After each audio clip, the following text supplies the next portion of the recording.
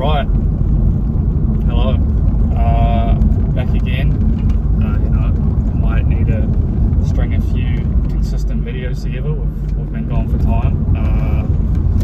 Chelsea won, City won.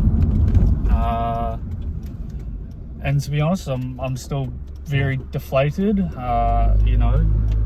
Coach that I very much love and appreciated has been sacked, and actually not sacked. Found out recently that instead of waiting his contract out, he walked away from $14 million, which the club would have paid him out if they wanted to sack him, but he was just so over it that the man walked away from $14 million, which says a lot about the club, and it's not a positive thing at all.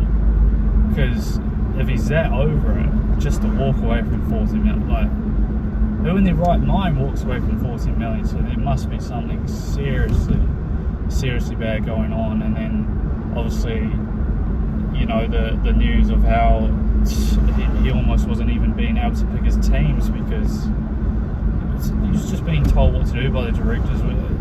At the end of the day, is there even any point of our directors employing a coach or a manager, because they don't even get to what they want to do, and you'd think Maresca would have credit in the bank by now.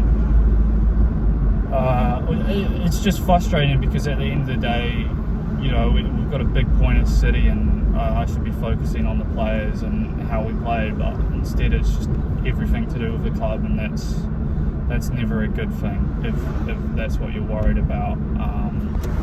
And that's what I am worried about with this club.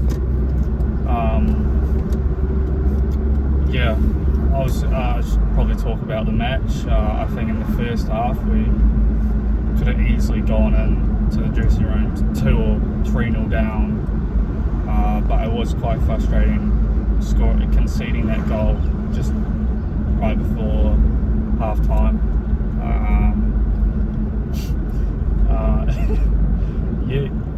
Jurgensen, in my opinion, should do better with that. He's such an average keeper. I think we all know that. Sanchez is a level above him. I think most keepers in the Prem are a level above Jurgensen. We spent $25 million on him, which is just another poor signing. It seems the directors are quite good at that. The rest of the team, I might just go through each player, honestly. Gusto, he was fine today. Obviously, great assist at the end, but apart from that, it was just fine. Trevoh Chalobah, I thought was good today. Dalglish, I thought yet again, he shows that he can be a good centre back, but he's just got that little mistake in him where he just gives the ball away too easily. But apart from that, I thought he had a good game. He was reading the play well. I thought he did all right with Haaland compared to some centre backs I've seen. So hopefully he can just get a run of games together. He's just got to get rid of that stupid little mistake. Akpom, I thought Josh had some shaky moments, but he's 19. Had a huge tackle on Haaland after making the mistake, but his carrying with the ball out from the back is phenomenal, and I think he's a real talent. So happy with how he played. And then of course we made some defensive substitutes, like Hato came on, and Hato's someone who I want to talk about. It's like this whole model is around how we want to sign young players and build them up, but I don't think it is that. Sign young players and then put them for profit.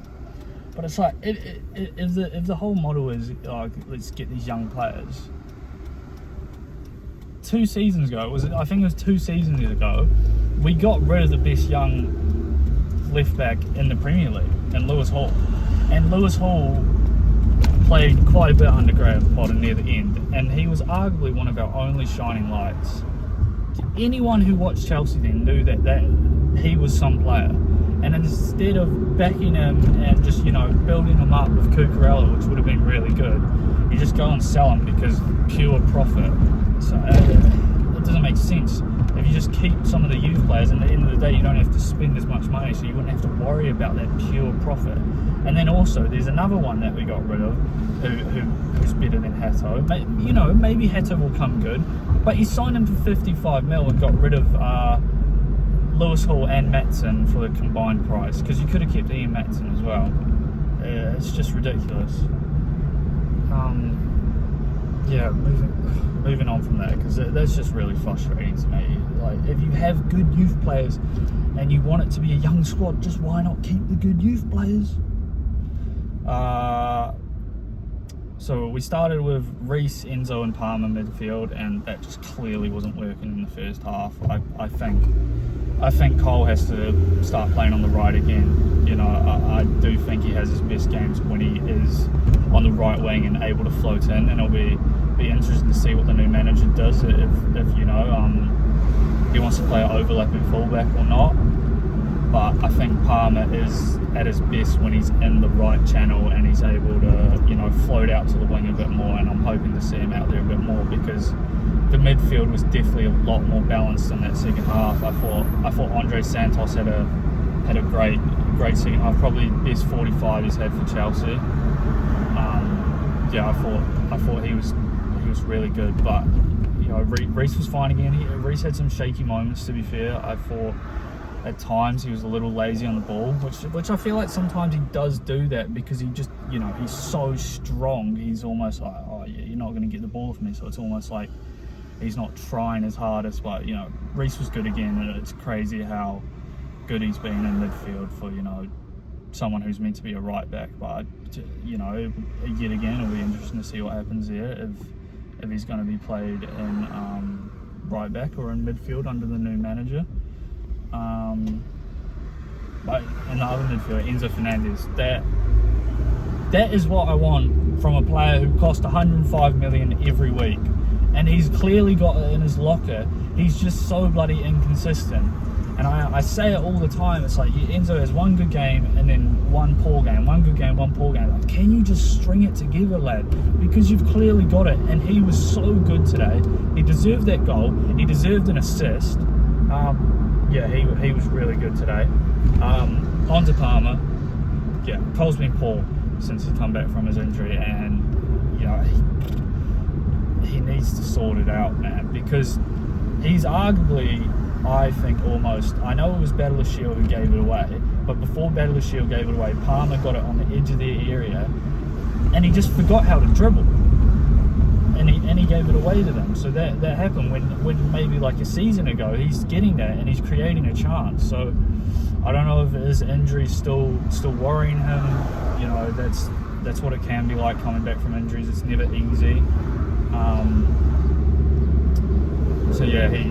He needs to really sort it out. And then obviously we started with Neto and Esteval on the wings.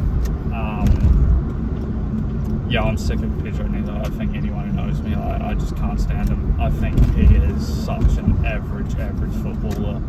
I thought at the Club World Cup he turned it around and proved me wrong, but no, he is just so damn average and always makes the wrong decision. It's just insane. I can't. How do you not score that goal? How do you not score that goal? It's absolutely beyond me. No wonder the bloke only has about 30 career goals, and he's almost been playing for like 6-7 years now. Esteval, it's just frustrating. Like, it's just frustrating to see him get taken off at 45 so many times this season. Like, how is he meant to boost his confidence? I would rather him come off the bench and get 30 minutes for a while rather than just keep on taking him off at 45, because that's just going to kill his confidence. And when he came off the bench against Bournemouth, he was really good. But personally, if I would like to see Palmer on the right and Esteval on the left, but I don't know if that's going to happen. It just seems like how Neto is just able to get 90 minutes every week is just beyond me. He's the worst player on the pitch every week, and he still manages to get 90 minutes. Why is it so busy? João Pedro up top, I thought he actually had a pretty decent 60 minutes. Yeah, I think it's clear to see that, you know, he just needs to play striker. He needs, like, I don't want to see him in the 10 anymore. Yeah. I believe I was talking about João Pedro. Yeah, I thought João Pedro was fine for the first 60 minutes, to be honest. Yeah, I think I said that he should just be a striker. Who were the subs we brought on 60th? I believe it was Hato and Delap, which was just very, like, depressing from my point of view when you see those two coming on. It's just like, wow. Over $1 billion spent, and that's what you're bringing on in the 60th minute. And to be honest, I would have liked to see Garnacho or Gittins come on today, and that just also says a lot about how I feel about Pedro Neto, and then also just the signings that they've made.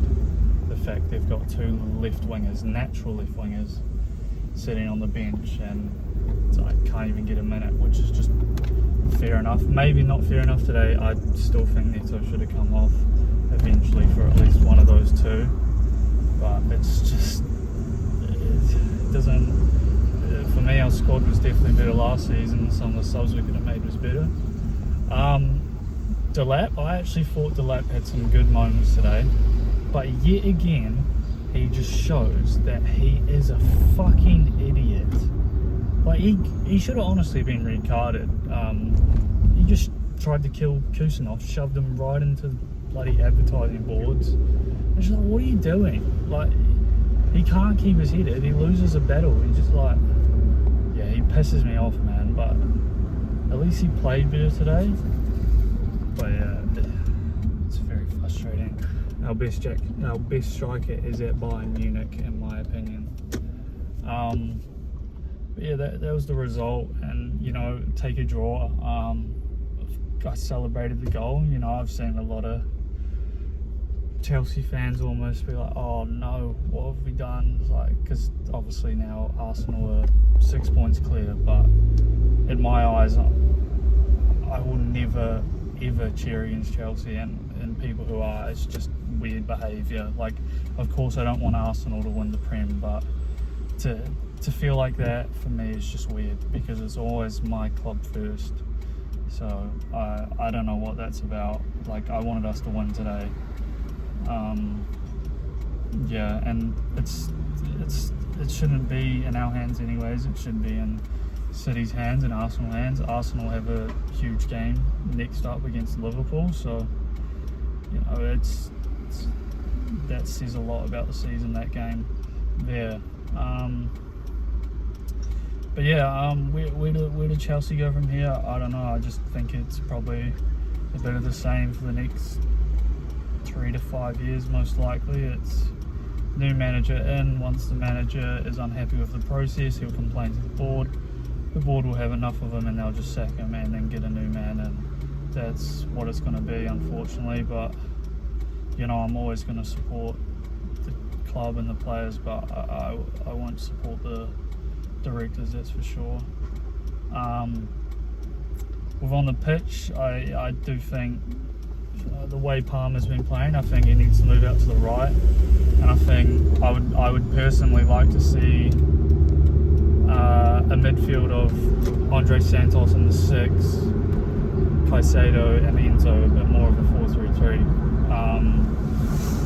You know, I think Caicedo could be really good if he got to move up the pitch as well, which was, you know, everyone goes on about how Kante was a DM, but he never was the deepest. He was always supported by a Matic or a Jorginho, and he was able to, you know, be even riskier with his tackles, and you know, going a bit more. Sometimes with Caicedo, that's what you want. You almost want him higher up the pitch, because that's how good he is at winning the ball. So yeah, I would like to see that midfield three, especially with Cucurella out, and maybe play Reece James at left back instead of Gusto, just because Reece James is a smarter footballer and I think would be able to handle it better. But it's crazy that we'll spend 55 mil on Hato, and I'm not even like considering that we should start him. But yeah, I think that's all. Good to be back. Good draw, and hopefully we can push on. I personally don't think we will get Champions League football now. But yeah, I'll keep supporting us till the day we die. Ta-ta.